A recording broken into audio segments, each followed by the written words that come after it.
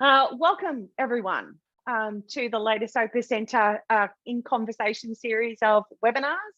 I imagine we are still waiting on quite a few people to join us, but we had a really great response to this webinar, and I think that's probably reflective, I suppose, of the sign of the times in terms of people starting to be really keen and positive around conversations around death and dying, which I think this panel would certainly agree is a good thing.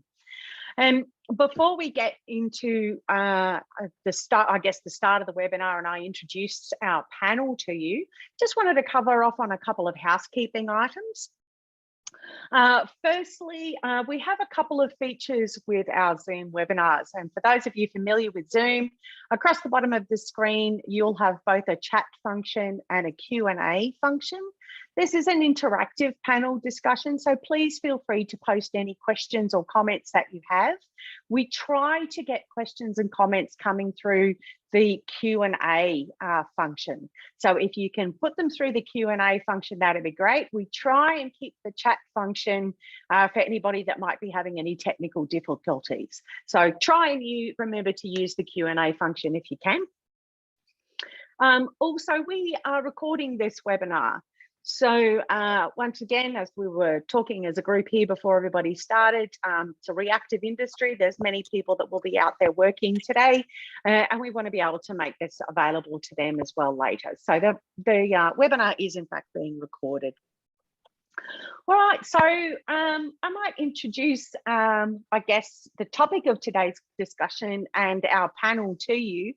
As I mentioned, we wanted to run this panel around the concept of Dying to Know Day, which of course was held earlier this month. I think it's really important, having worked in the cemetery industry myself before joining OpusXenta, that people are having conversations around, a good death and how they want not only their death, but also those activities post their death to happen. And I think it's important for families and friends to be having those conversations. And I think we, again, were talking as a panel about the fact that that seems to be growing, which is really positive. There are a couple of changes from the original panel that we sent out. I think that's the climate of today. Adrian, we were having a conversation of people about people with COVID, flus and everything else that's going on. So there were a few changes that had to be made, but I think we've brought together a wonderful panel actually from right across the industry. So it'll be a good conversation today. So just to introduce everybody, Helen, if you'd like to give us a little wave. Helen is a death doula, but she's also the founder and the managing director and I guess lead educator for a company called Preparing the Way. And I think, Helen, we really look forward to your insights. And the death doulas, probably for many out there, would still be seen as a very, a modern phenomena. So it will be interesting to see or get your thoughts around a range of issues today. Looking forward to Adrian, a little wave from Adrian. So Adrian has been with the funeral industry, I suppose, around 20 years now. Currently, she holds a dual role as both the branch manager and the resident officer for KM Smith Funeral Directors. Adrian, like me, is based here in the Brisbane area. Welcome, Adrian. Ellen, it's lovely to reconnect with Ellen again. I had some involvement with Ellen and the wonderful people of Hummingbird House a few years ago. So if you've never heard of Hummingbird House, they're just sort of on the north side of Brisbane. I think you're the only hospice of your type in Queensland still, Ellen, and for those of you that have not heard, they provide specialised paediatric palliative care. It's a beautiful facility that I've had the pleasure of visiting, and again, a beautiful, more caring group of people I don't think you could meet. So welcome, Ellen. Thank you. And last but not least, the lovely Michael Robertson. Michael is the newly appointed CEO down at the Adelaide Cemeteries Authority. But having said that, Michael, I think you've been based down at Adelaide Cemeteries for well over 10 years. Correct. Yes. Yeah. Yes. Been a good time. Yes, and congratulations, although I think I've seen you a number of times now since your formal appointment, but congratulations on behalf of everybody here. And it's lovely to have you still around, that's for sure. So there's our panel. And I think maybe by way of an initial, I guess, comment, I wanted to ask if there was one thing that you could pinpoint or one observation that you have around the way the death care industry is changing or has changed. You've all been in the industry for a little while. What's that one observation that you would pinpoint? And Helen, I might start with you again. Yeah, sure, of course. Hi, everybody. Great to be here. Thanks for inviting us, OpusXenta. So the thing that I'm seeing emerging more and more, and so to give a bit of context, we train end of life and death doulas across Australia and New Zealand. So we've got over 500 doulas that are out there doing this work, and so we hear back from them, and what I'm seeing is a real emergence and an increase in the level of death literacy through events like this. So an increase in the level of death literacy. So people being more informed, knowing their legal rights, knowing the choices that are available. So they're starting to choose more and more to engage in what we call, home-based after death care, home-based funeral care, where the family is leading that care rather than going through some of the more formal or conventional manners. People also bringing people home to die at home, surrounded by their family, rather than in that medicalized environment. So sort of, if you like, starting to move slightly away from the more, if you like, conventional. And that's not for everybody, of course, but some people are doing that, and both medical care, but also, not that they're not still getting medical care, of course they are, but they're doing it at home where possible. And also then that after death and funeral care. Yeah. Yep. Adrian, I guess that observation from what we would say would be, I guess, the conventional funeral director industry. Yeah, we've been around since 1886. Wow. So started by a woman, by the way, a widow, 6 kids and a business. Yeah, exactly. And so it's just reflecting when we're talking about these issues. When we first started, it was an undertaker, and then it was only burials that you could do. And then cremations were introduced, and so suddenly you became a funeral director, because that showed that you could do both burials and cremations. And we're sort of in a similar time now where there's just a change of options. When you say funeral now, you no longer have an image of a church and a hearse and a priest and a burial / possibly cremation. You've now got a whole range of options that are really just dependent on a person's choices. As we keep talking about more and more, it's choice. But I think the most important word is really comfortable, is that people are feeling more comfortable with doing their own thing, or with even asking the question. Because certainly we've always been, even though we're a traditional funeral home, personalization has always been part of what we do. But a lot of the time, the decision making for what you're going to do with a funeral happens after someone has died. Yes. And so you've got a whole lot going on at that time, which means it changes how comfortable you might feel about making a decision or a choice. And so sometimes, unless you've had an open discussion or had some lead up to considerations, you often end up doing what everyone else does. So until it becomes more normal to do the things that Helen was talking about, then people, it's in a bit of a time of change. I think I wrote down while you were speaking there, Adrian, that notion of ever evolving, even if it's just terminology from an undertaker to a funeral director, it's ever evolving. Michael, I might quickly jump to you about your single option, because I guess from that cemetery crematorium perspective, ever evolving is a great way to describe certainly what's been happening even physically on the ground at Adelaide cemeteries. Yeah, definitely. We've been seeing some changes within the South Australian market, and certainly the environment is becoming a ever important factor to a burial or a cremation. So Adelaide Cemeteries was the first to introduce the natural burial in Australia as well. That was around 2008, and while it's a niche market in the burial area, families there are really passionate about that impact and that footprint that they're going to be leaving behind. And also with our new facility that we're currently building as well, it will be the first in Australia to have European standards of filtration to the cremators as well. So while it's a bit of an industrial sort of talk aspect in that side of things, the air that's coming out of the flue stack of the cremator is as clean as the air that you're breathing today. There's nothing coming out. It's all captured, and it's actually then recycled as well. And that has been of major interest, and people have been talking about that and understanding that if they are doing a cremation, how can you do it cleaner as well? But then, of course, you've got new technologies as well coming into the industry.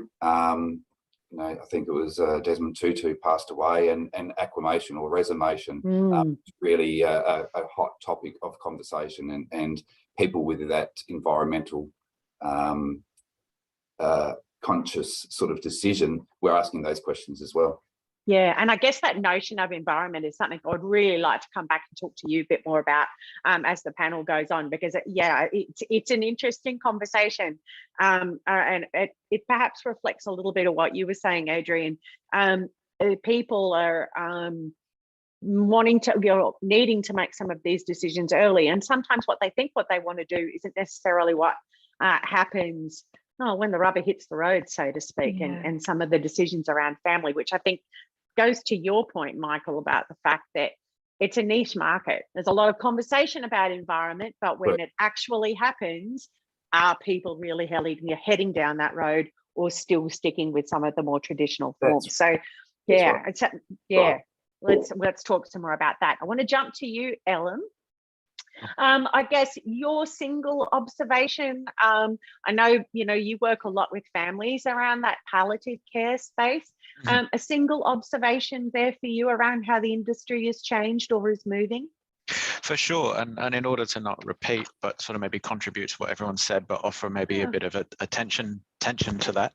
I think while it's great that we're seeing this rise in what gets often labeled death literacy, people becoming more familiar at least with these things as options, even though, like was just highlighted, there are niche pockets within a much broader industry. I think something that we see affecting and facing families across the board that we support, like yes, we offer that. I think what's quite unique, our offer of after-death care is kind of almost straddling that healthcare system and more of that home-based or doula kind of things. But I suppose that the piece I want to highlight, the single piece that I would want to highlight would be after death literacy, there's a need for grief literacy. And that's often where we see families really left without wider community support. So our vision at Hummingbird House is, I think, is wonderful, but I think it's ridiculously ambitious as vision should be, and that's every family in Queensland connected to a community that knows how to care for them in life, in illness, death, and bereavement. And while there are many, many benefits to the advances that have happened in medical, healthcare systems around caring for people towards, serious illness and towards the end of life, one of the things that has happened is that medicalization has also translated to how people experience grief, and the very natural experience of grief after any death. It's a very natural part of life, but especially now because of the fallen rates, we should all celebrate that less children die now than 50 years ago, and certainly 100 years ago. But what has been lost in that is maybe some of the knowledge of understanding that while it might be the most heartbreaking thing many of us can imagine that would happen to a parent or to a family, it was also true that families and communities used to know how to be with that kind of an experience. Whereas these days, people are almost too terrified to talk to a parent or a sibling. I see this at schools. I see school teachers thinking they need to bring a psychiatrist in at the start, not because there's already a presenting problem, but because because child death is present. You know, I see this with parents who feel like their friends and community tell them this is too complex, this is too specialist, you need a psychiatrist, you know, kind of go right to the top of the medical hierarchy. There's no criticism. Psychiatry and psychology play a valuable role in the mental health system. It's not setting up an either or, but really what we see is this challenge for families going back into their lives and into their communities, not being met with a community that knows how to care for them. Yeah. And I maybe to think about that even a little bit further, I guess that notion of community.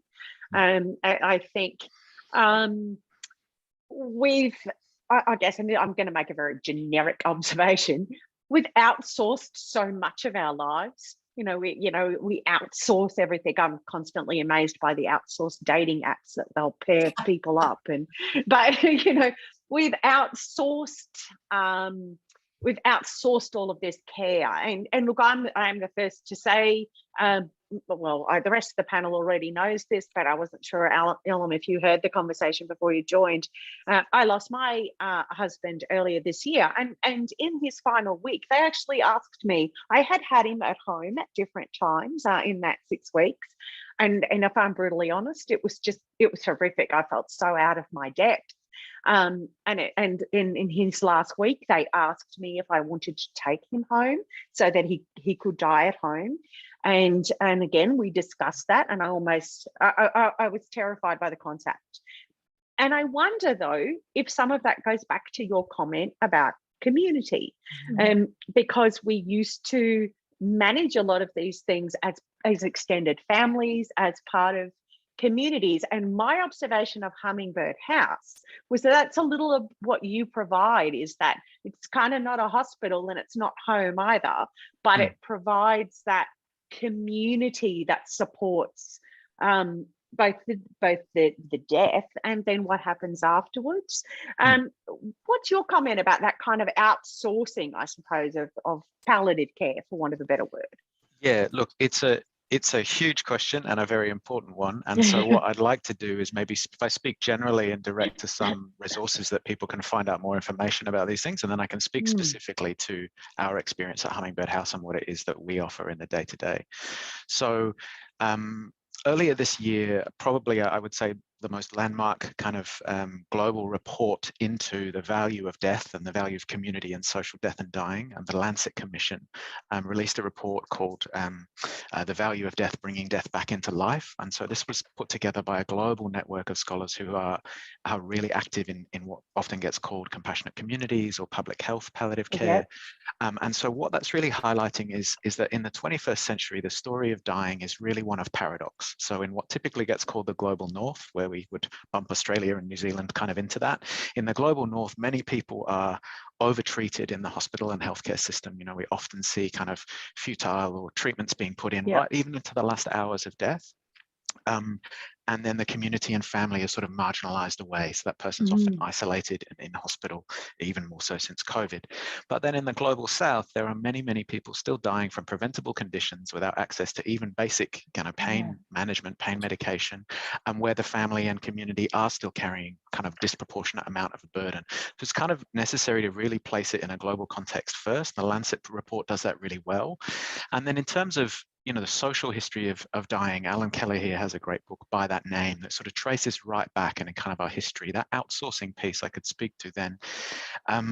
Yes, that's true, but not because, oftentimes there can be these stories of demonizing either the healthcare system or the funeral industry as like kind of coming into this. I think it's been more as a result of pressures of modern life, we could say largely economic and productivity, this kind of drive for proficiency and to keep moving, which, to jump back to my previous point, absolutely affects people's grief experience as well. If you're still grieving after, I say it, even 2-3 months, it's like, come on, get back to so-called normal, right?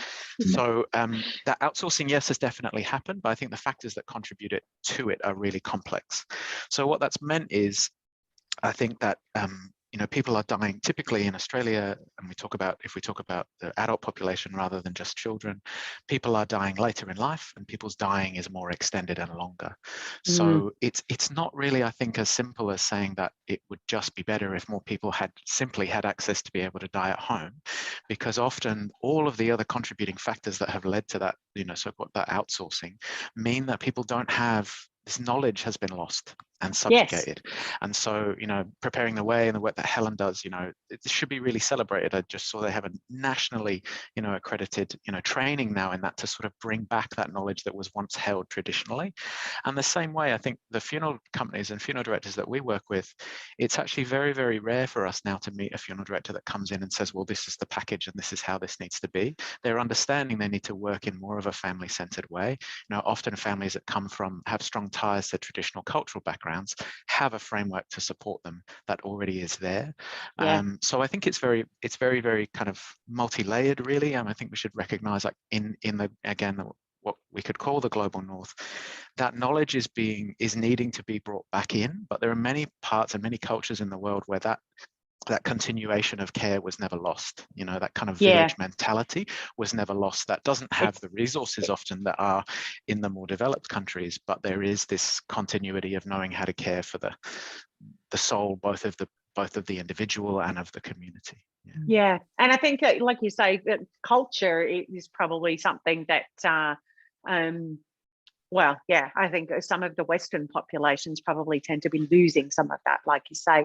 Helen, I might kind of jump to you, because the notion of death doulas is something that, as I said, we tend to hear more and more of. You know, is it seen as something that's trendy and newly emerged? Is it going to have an ongoing kind of place, or is it just the thing that's, you know, that's the thing of the moment in the industry? But, you know, Ellen, you talked about the fact that we have this, you know, aging population and some of the care services that go along with that. You only have to watch the media to see that some of those care services are struggling and in many respects failing. So do you think something like the notion of a death doula who's able to support people possibly in their homes as a person is dying is going to be a great support, I guess, in the absence of some of these care services? That's for me, that question? Yeah, sorry, Helen. So you mentioned Ellen, so I went, I thought, no. All good. So absolutely.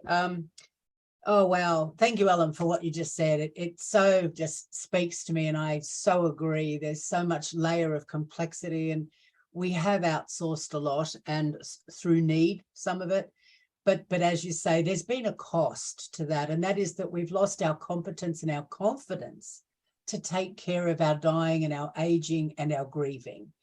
So as end-of-life doulas, and something we're really committed to here at Preparing the Way, is about empowering the doulas and supporting them to go out and do what they feel called to do in their communities, which is make a difference, right? So absolutely, you know, it's not just a flavor of the month. You know, in truth, Leanne, end-of-life doulas, death doulas really have been around since DOT. They're well known throughout Europe, very big in the USA, Canada, UK. And yes, it's emerging as a profession here in Australia. But truthfully, there have been doulas doing great work around, and you don't have to do all of the training. There's great doulas out there who've done next to no. They've just done it through years and through they're the person in their family or their community who's been doing this. But absolutely, look, the thing that we talk about at Preparing the Way that a doula makes available that's quite unique across the entire life spectrum.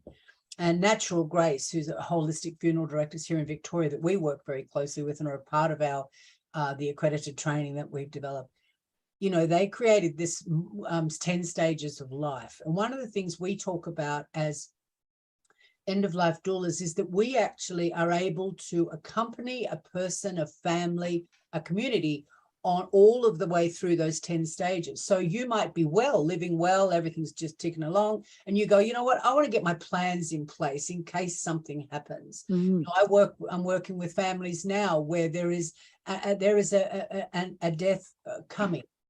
And so and it's not here yet, but they're like, you know what, we need to make our plans for this. So I'm working deeply with them.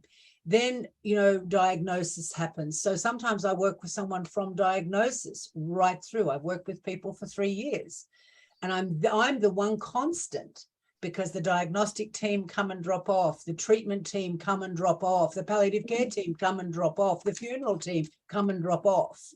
So the people are continually left bereft of support. And so as an end-of-life doula, we're one of the unique roles. We're non-clinical, non-medical. We're there for support, education, resources, listening, caring, accompanying, championing people. And as we say, giving people back the 3 C's: choice, capacity, and control. And letting people make their choices informed. Yeah, so we're not going anywhere. And that's why now, as Ellen said, and thank you for the acknowledgement, Ellen, we now have the world's first national accreditation in end-of-life doula training. And we're very proud of that. Yep. And that's wonderful. And I think maybe I think the role of a doula, just from what you've described, is almost putting back the community for some of these people who might not have had it. Yes. Yeah, it's about bringing it back and bridging some of the service gaps that are there. You know, as I always say, I can't do my job without really great medical and nursing care and support, because most people at end of life need some level of medical and nursing palliating. But there's a lot of other aspects to palliative care that don't necessarily have a medical or nursing need. So as end-of-life doulas, we can absolutely work with allied other people and provide that extra. And help, like I think of you with your husband, you know, and you were terrified. I mean, that breaks my heart to hear that. It's understandable. What if you had had a doula there that could help you navigate that and get the supports in place, so you could go, you know what, we actually would like that, we think, you know? I mean, absolutely. And I think that's what you talk about when we start to talk about options and what people are comfortable with. Adrian, you use that word, comfortable. I want to speak now, Adrian, about, I guess, the funeral industry. You know, it's probably fair to say that the poor old funeral industry has probably copped it a little bit in the last kind of maybe 12 months, probably even a little bit more ongoing than that. And I guess for people that don't work in the industry, they don't necessarily see or truly understand the actual, I guess, the complexity, I think, of the role of a funeral director and what it is that can actually provide for families. But one of the things I think everybody is starting to talk about here is this notion of personalization, you know, whether it's that you care about the environment or dying at home or whatever, you know, those sorts of things. It's not cookie cutter, so to speak, anymore. What are you seeing in the funeral industry now around that notion of personalization, and how are funeral directors supporting kind of that space? Okay, so I feel like the personalization of funerals is actually relatively a new thing. Like, once religion has, for many people, they might have been born a particular religion, but they're not practicing. And so when it comes to dying, the religion isn't the one that's actually looking after everything for them. And so when you have the absence of the, you know, the trajectory that you would be on if you were, you know, in the community of a religious organization, be it, you know, Catholic or Muslim or Buddhist, whatever it is, if you've got a religious aspect to your life, you've got a community in your life.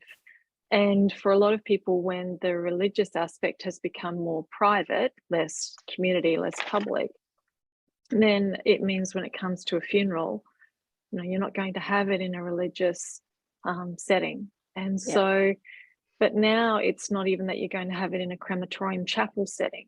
You know, you want to have it in somewhere that's actually familiar for you in life. So that might be at a beach, it might be in a backyard, it might be, you know, a graveside service in a cemetery, like, you know, one of Michael's beautiful ones in Adelaide. It could be that you actually have a cremation and then you go and you bury the ashes in the cemetery in a grave, instead of having, you know, the the physical coffin and body and everything present there. So the personalization is really about a funeral director, as I believe all good funeral directors have always had the capacity to listen to families and to truly listen to what they may not be saying as much as what they are saying. So our role has, in that way, never really changed. But what has very much changed for funeral directors is the fact that we're now more event organisers than ever before, you know, because equally when religion had a lot to do with how we celebrated death or dealt with death as far as a funeral went, we had our roles to play too, and they were very set. Family had their role to play, very set, and the clergy had their role, very set. So once these things were untethered, then all of us, our roles have changed. And so we're now also, you know, audiovisual experts, you know, being able to look at, you know, dealing with equipment and dealing with producing things for people to a very high quality in a very short space of time. And so, yeah, there's a lot of challenges for us to be able to always do what we've done, which is listen, and then to really meet the needs of a family individually, personalizing it. That's really where personalization, the word itself, it's about, you know, one person to another. It's about people and about really in that very, very simple way. Because, you know, we can talk about all of the wonderful things you can do, and that's true. Like, there are many choices and options, but the thing is for someone to literally feel very comfortable that they're saying goodbye to somebody in the way that they feel is true and what's needed. And as a funeral director, the last thing that we do is actually add up the cost of what they might be wanting to do. We're certainly not cost focused, and I know that there is a lot, and there always has been in the media, because death has never been cheap, no matter what. It's you know, it's a lot of money to die, depending on what you choose to do, but it doesn't have to be expensive to be a beautiful funeral. And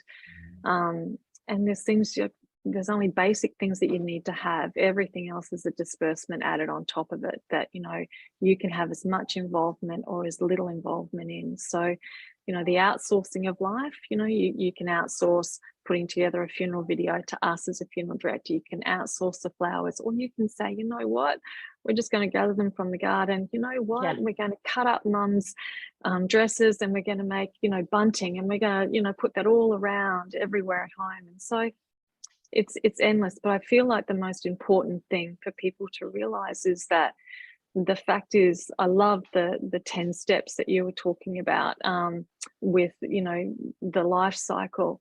And the sooner that we realize that death is actually a normal part of life and not something that's a rude shock, and with respect, because honestly, you have to have respect, because we're all under a bubble that can easily, you know, mean that we don't want to know something that's just the only thing we really do know, and that is that death is normal, and it may not be as normal for babies to die at the moment as what it was when, you know, Kate Mary first started our business. That was a huge part, looking after, you know, infant mortality was a part of life that touched many, many families. So it was normal, and because it doesn't touch as many families, it's now not normal.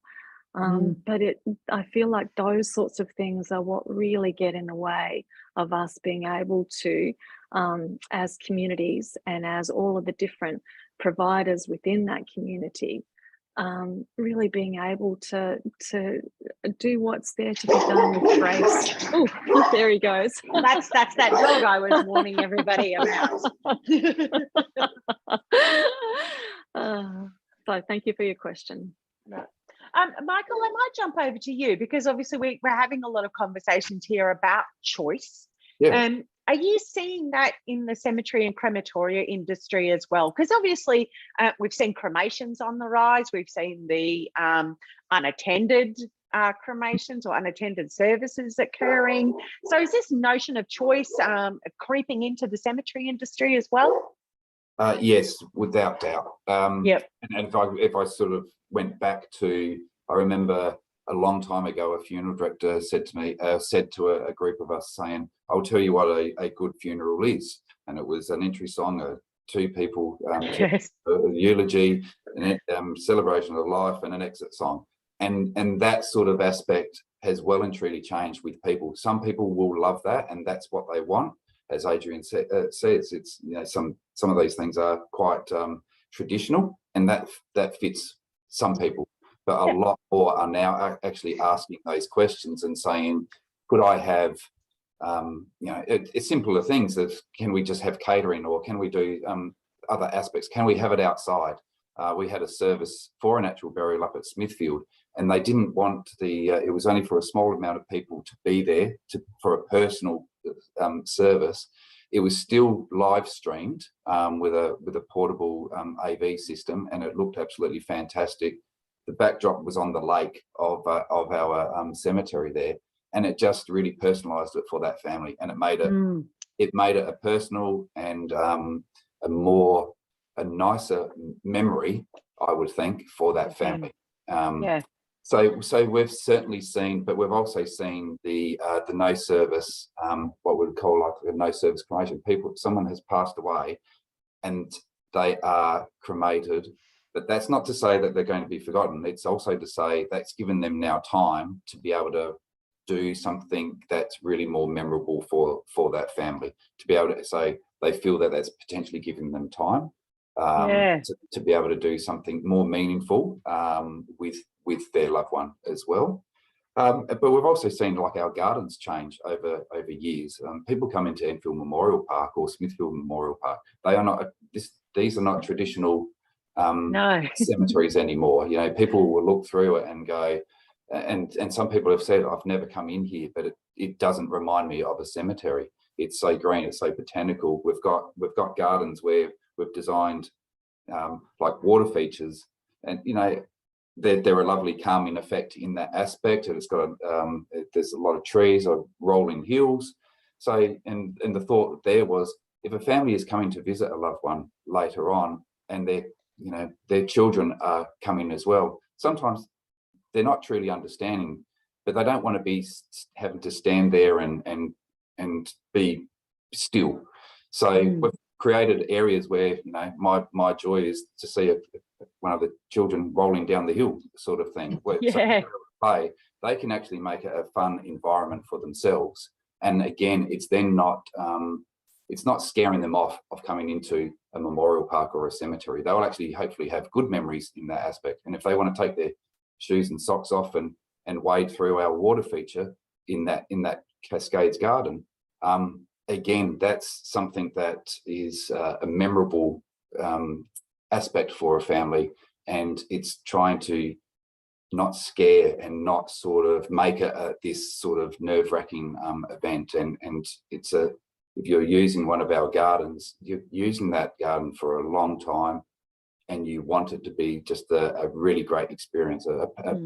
You want to remember your loved ones, and that environment and that backdrop is certainly a good piece to it as well.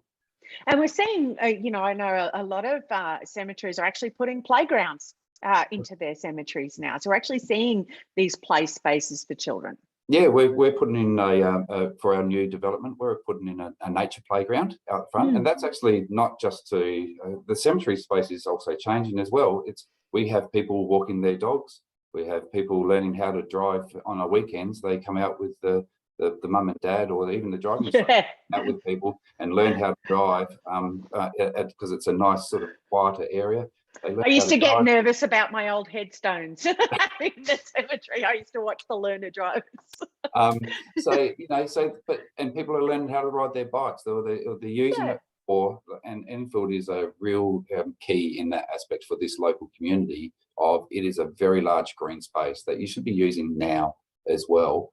So we're introducing a cafe, a nature playground, and that's not just for people who are using our services, you know, for a memorial or visiting a funeral service. It's for the local community to use the grounds today and tomorrow and into the future as well.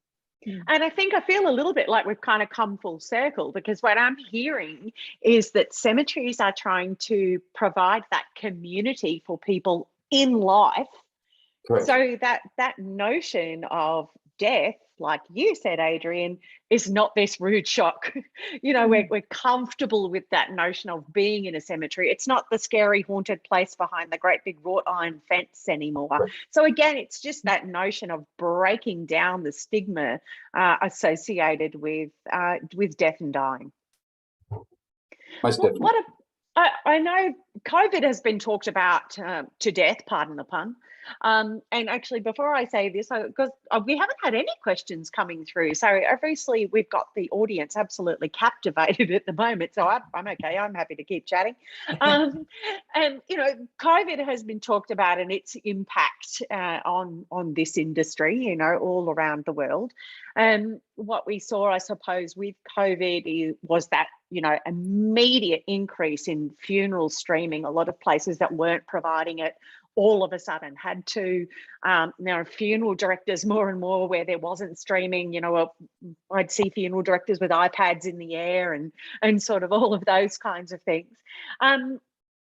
Some have been really quick, though, to also criticise the rise of technology, digital memorials and some of those sorts of things. I guess, again, I'm interested, and this is just a general kind of to the panel, so you can find out over who responds to this first. But I guess the good and bad of technology, any observations there? The good for myself. The good has certainly been, it really pushed the industry into doing, say, things like your live streaming and finding new ways to do it. So you do now have more of those families from overseas or interstate feeling part of a service, whereas previously sometimes they wouldn't have been able to do that, or they had to do the fly over. The bad in that aspect is exactly the same of that side of things as well. It's a rainy day here in a bit of a rainy, overcast day.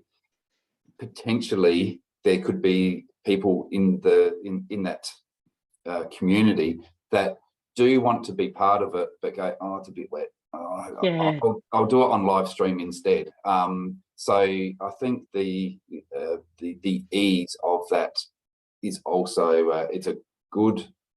There's a positive to it. There's greater access to being part of a service online, but there's also that negative as well in regards to it can be easier to sit at home and watch the service and then see the family later on. Sometimes it's a catch-22 one for me.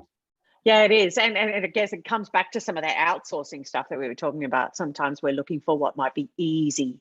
The rest of the panel, any thoughts about any of that? Yeah, I'd love to offer a couple of things. I think one of the, and I'll follow, if you like, Michael's lead of the negatives and the positives. And for me personally, I've seen a lot of positives come out of it. And like if we're looking at COVID, I'm from Victoria, so we win for the most locked up place in the world. So, we've got a fair bit of experience at this, and where numbers were so radically limited for so long.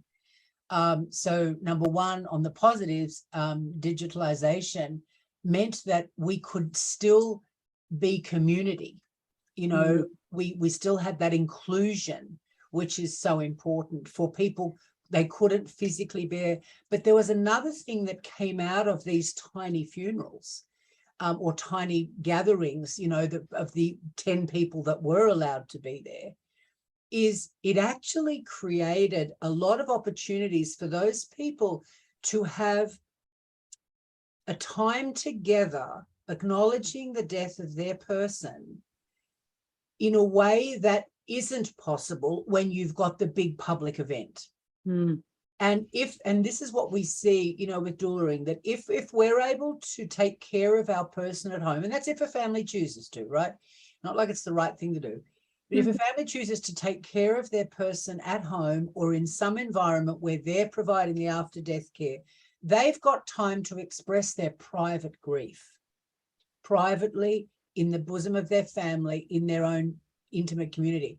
Then when they go to the public event, which is the funeral or the celebration of life or the memorial, whatever it's going to be, they have to put they're often like the hosts of this big event.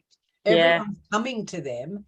That if a person's not had the time to do their private grieving, that's tough. And that, I say, from what I see, can leave deep trauma around the grief. It's like it adds to the grieving that we're not real good at doing, you know? Yeah. So I would say that. So on the positive, inclusion, community, and also then these smaller opportunities, more intimate, but then on the other hand, you know, it has the other side of it as well. Yeah. I go agree. ahead. Oh, sorry, you go. No, you go. No, go on, Adrian. You're fine. Okay. COVID just accelerated so many things, and the introduction of streaming was a huge save for a lot of people. And it also meant that people not just, you know, down the road that couldn't go because only 10 people could come along. It's, you know, gave access to people overseas. It was amazing, really, the way that it's now just made that normal. And, you know, you can stream and see it live, but then if the time frame doesn't work, you can also watch the recording. So, and also for people who are there, sometimes there's so much happening that to actually see a recording, a bit like a wedding, you get to go, oh, great, I get to be there.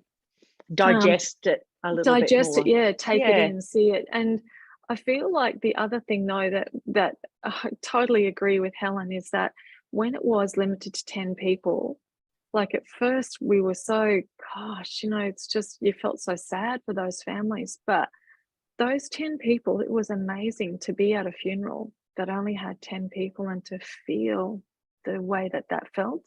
And we have always had the offering for families to have what we call a viewing or a quiet time.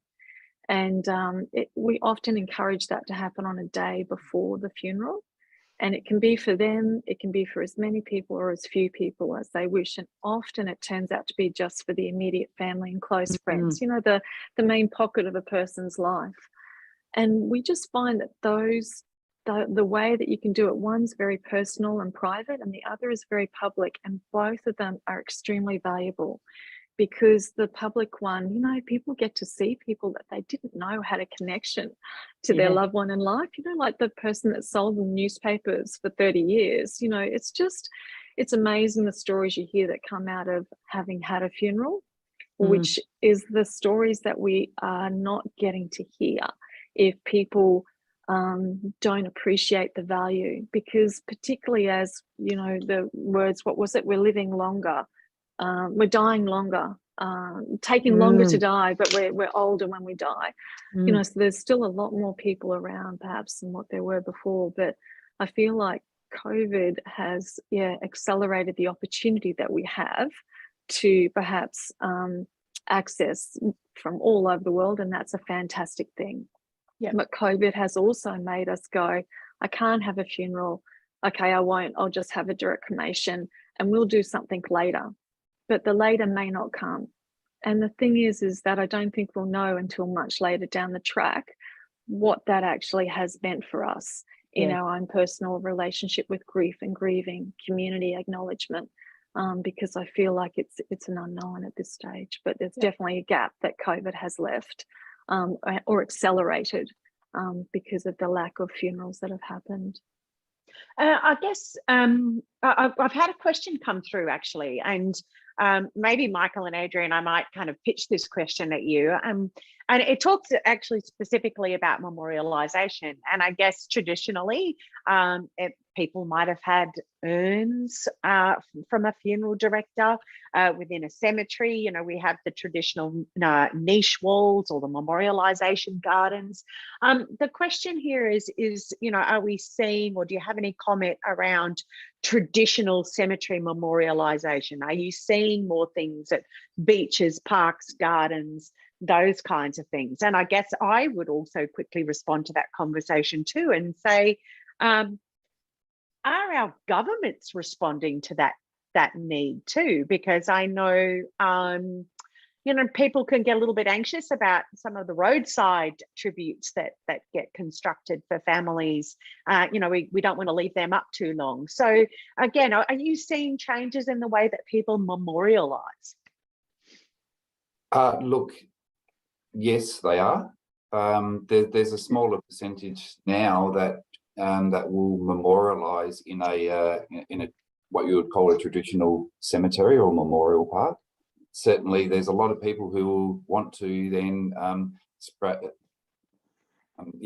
place their ashes in their local, down the beach, or up in the Flinders Ranges, where that loved one sort of loved going camping or was a surfer, so they would spread the ashes down at the beach or something like that.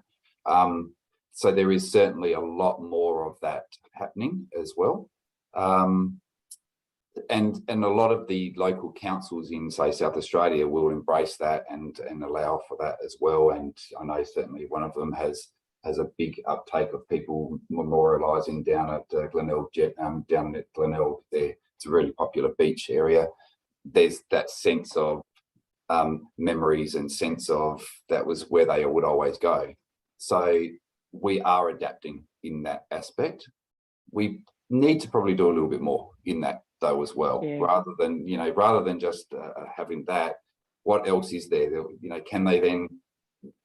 We need to do a little bit more in regards to that aspect and open up the ideas. And we've seen, or I've seen before, again, there's always affiliations with the water and the sea and so forth. So seen overseas, some people have made artificial reefs with placing of ashes over time.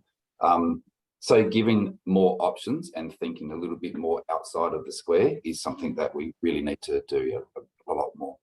Yeah. Ellen, I might jump to you if you don't mind.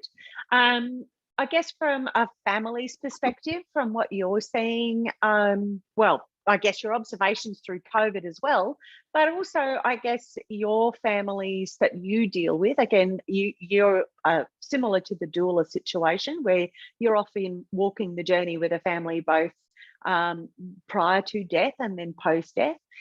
Are you finding families are thinking differently about memorialisation? And again, through COVID, did you see changes in the way people behaved and responded? There's a lot there. I will try and speak to. Sorry, I'm really conscious of time. No, you're all good. I think, look, I think that COVID internationally revealed the kind of fragility and instability of health systems, economies, like big systems like that. So technology piece is invaluable to us. Telehealth, we're the only service in the state. We do care for families right across the state. I was thinking, like yesterday. So part of my role is bereavement counselling. So yesterday I was transported to Far North Queensland, then to Central Queensland, and then to the Gold Coast as I was doing bereavement counselling with families. So the equity of access that is offered, where families can't just, because we're not just a hospice building in Brisbane, we're a statewide service. So there's beautiful things in that, but something is also lost because you can't replicate things like ritual, whether that ritual is a memorial, like a funeral, or a memorial after a cremation. Something is really lost, and families might not always have the words for it, but actually, as much as telehealth can be really valuable to get like a really quick turnaround response from a clinician, we really need you to see these symptoms. The video makes all the difference in those times. This is irreplaceable. But when we come over to thinking around that, especially grief and bereavement and memorialization, people will often do things like this or use their hands, trying to describe that. Fancy counseling term might be intersubjectivity, right? It was just a fancy way of saying something happens when we are in each other's presence and I witness you in your brokenheartedness and your pain, and I somehow in myself make space to show that I see that and I care about that, and I don't use something like words. Whereas if we stop using words and looked at each other online for too long, it gets a little awkward. Like on the radio, if it gets too quiet for too long, you're like, is this still working? So it's a lighthearted way of saying there's something quite tangible, like intangible, but very, very precious that is unique to coming together in person. So what we see, whether families are connected to traditional, religious or faith-based structures or not, is that they are keen to try and find that meaning. Ultimately, it's supporting people to find ways. Mary Oliver has this great poem that finishes, it's 3 things you have to do in life to be able to survive. Hold what you love what you love, hold it against your bones like your life depends on it.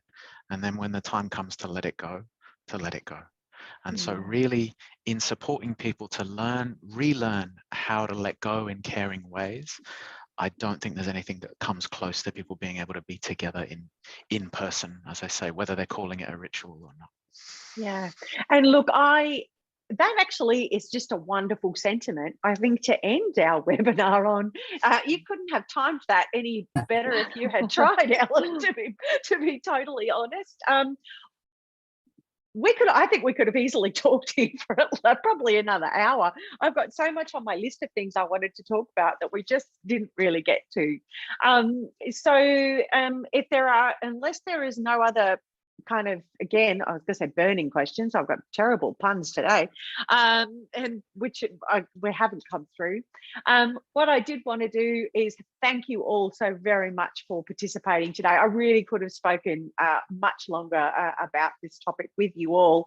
I think the big thing to come out of this, I mean, when we talk about Dying to Know Day, the audience is usually the community,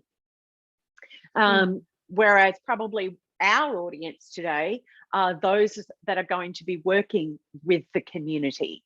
And so I think the important thing that comes out of this for me, and some of the notes that I've made while we were all been talking, is that within our industry, it is important that we are constantly sharing with the community that notion of choice, that notion of community, that cemeteries aren't the stigmatized places, that death is a very natural part of life, and that it doesn't matter how you choose to do it.